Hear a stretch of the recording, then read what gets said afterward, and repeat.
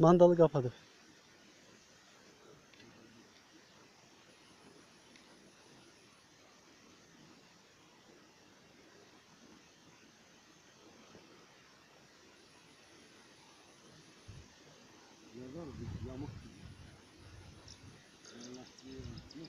O neden de oğlum biliyor musun?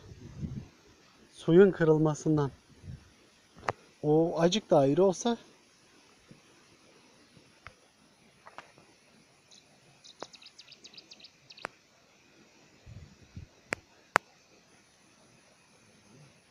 mandalaş dezon.